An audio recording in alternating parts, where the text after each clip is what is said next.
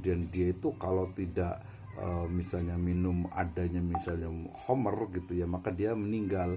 Maka dia diperbolehkan untuk meminum homer itu sekadar untuk dia tidak meninggal. Nah, dalam konteks ekonomi berarti misalnya nih ya, di daerah atau mungkin di wilayah yang jauh di pedalaman Papua gitu ya, di Papua itu misalnya tidak ada bank syariah, bukan di Papuanya ya, di daerah pedalamannya lah gitu ya, misalnya tidak ada bank syariah. Nah, maka dikatakan al-masyaqqah tajlibut taisir, kesulitan untuk mendapatkan bank syariah di tempat tertentu di waktu tertentu, maka kemudian diperbolehkan untuk menggunakan jasa dari perbankan ribawi atau konvensional. Nah, seperti ini biasanya juga berlaku pada masa-masa sebelum munculnya bank syariah ya, tahun 9293. Jadi di bawah tahun 9293 itu orang-orang masih, bahkan sampai tahun 98 juga gitu ya, itu masih ada beberapa organisasi Islam yang memfatwakan boleh menggunakan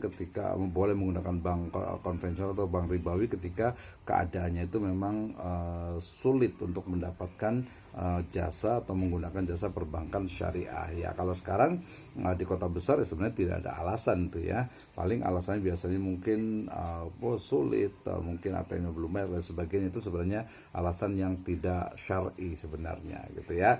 Jadi al-masyaqqah tajlibut taisir, yang sulit yang susah itu bisa mengalihkan kepada hal yang dimudahkan, yang memudahkan. Ini yang pertama, yaitu at-tahir ad-dibas dari mazhab Hanafi. Yang berikutnya masih berdasarkan sejarah juga, ada Abu Hasan al-Qarahi ya, ini tahun 340 Hijriah ya.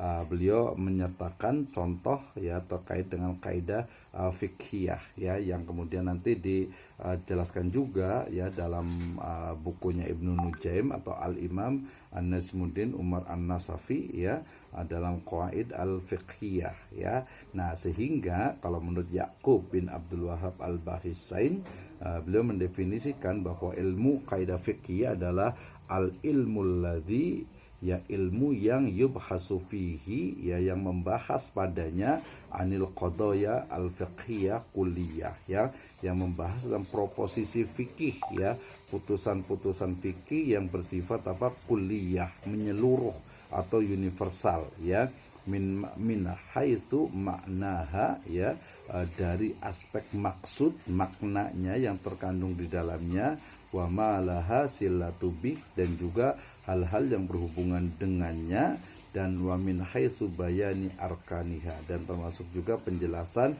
mengenai rukun wa syurutuha, dan juga syaratnya ya, kemudian juga wa masdariha, dan juga sumbernya, kehujahannya, kemudian juga tentang kemunculan nasyatuha wa tatwuruha ya, wa tatawuruha, dan juga perkembangannya, wa matan biku alaihi minal juz'iyat wa ma yastasna minha, dan juga perkembangan partikular yang tercakup di bawahnya, dan hal-hal yang menjadi istisna, pengecualian darinya. Wah, panjang sekali ya teman-teman semuanya.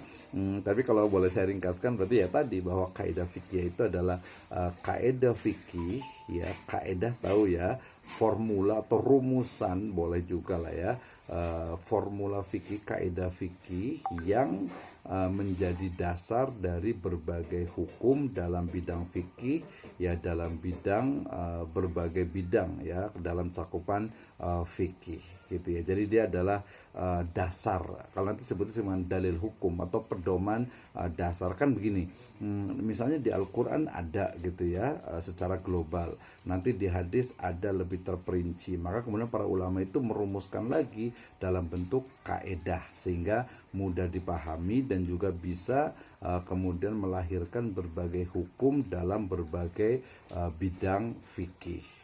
Nah itu ya, nanti kalau belum paham boleh ditanyakan. Ini sejarah dari kaidah fiqhiyah ya.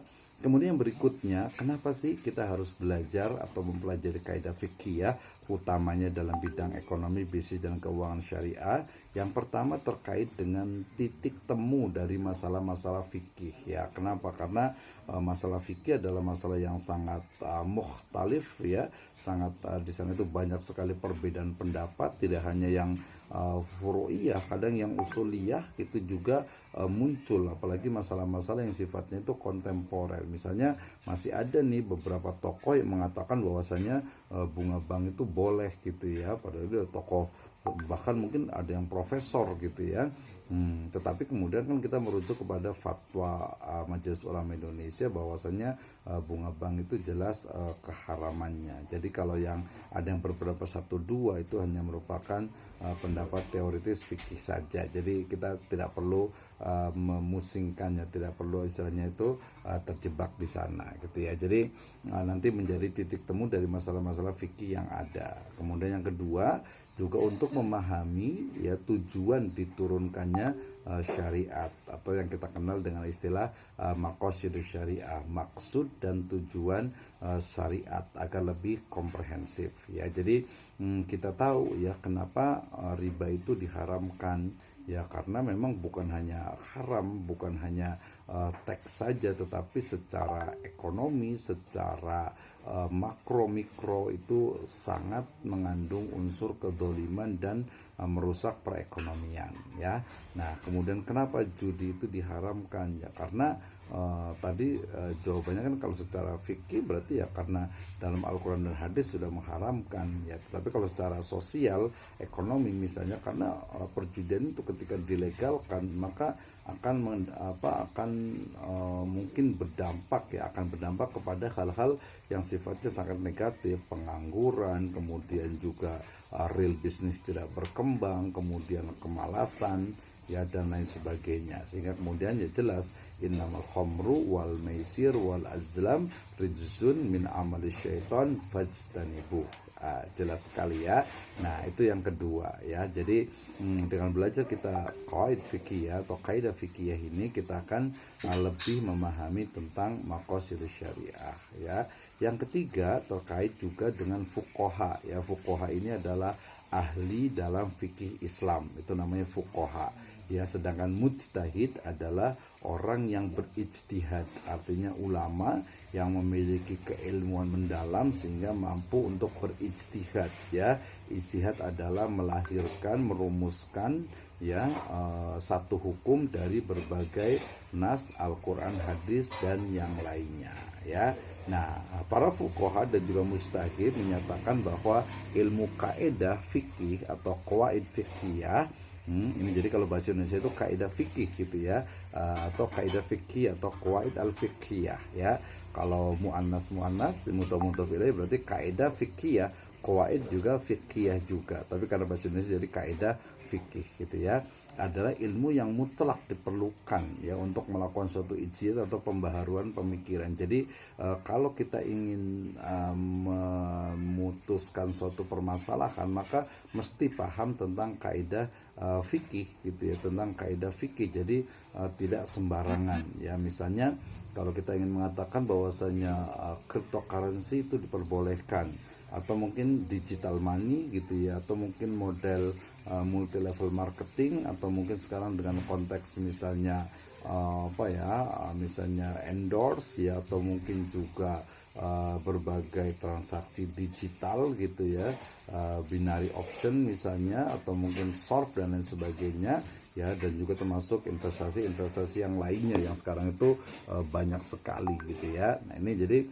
wajib nih untuk paham tentang kaidah fikih ya. Jadi teman-teman yang hari ini belajar tentang kaidah fikih itu tidak atau sudah sangat sesuai sekali dengan bidang kepakarannya, yaitu ekonomi, bisnis dan keuangan syariah ya. Kemudian yang paling penting juga ketika kita belajar kaidah fikih itu akan menjadikan kita itu lebih bijak ya, more wise gitu ya, lebih wisdom ya, lebih wise, lebih bijak dalam menyikapi berbagai masalah fikih yang muncul ya, sehingga kita tadi lebih wasatiyah, lebih moderat ya dalam menyikapi masalah, apalagi masalah itu sosial, ekonomi, politik, budaya, atau terkait dengan sifatnya yang cabang atau furu'iyah ya.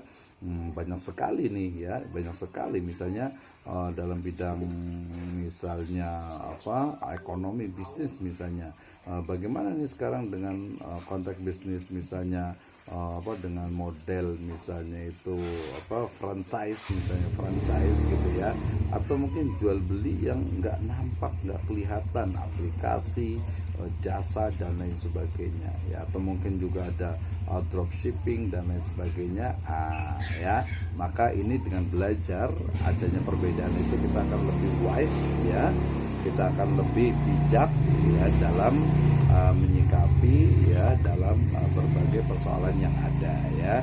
Sekali lagi ya, nomor 4 ini adalah ketika kita belajar kaidah fikih ya, kita akan lebih bijaksana ya, orang bilang bijak sini juga, lebih wasatiyah, lebih moderat dalam menyikapi berbagai permasalahan khususnya dalam bidang ekonomi, bisnis dan keuangan ya syariah ya. Misalnya banyak sekali nanti ya, misalnya sekarang itu tentang berbagai baik itu secara praktek ekonomi syariah ataupun juga teori-teori ekonomi syariah atau mungkin politik ekonomi syariah. Wah, ini menjadi hal yang menarik juga nih ketika kita belajar politik ekonomi syariah. Ini bukan berarti tahun 2024 ya, bukan itu, tapi politik ekonomi syariah adalah bagaimana kebijakan pemerintah terkait dengan dengan ekonomi syariah itu sendiri. Misalnya ya, sekarang alhamdulillah sudah ada KNK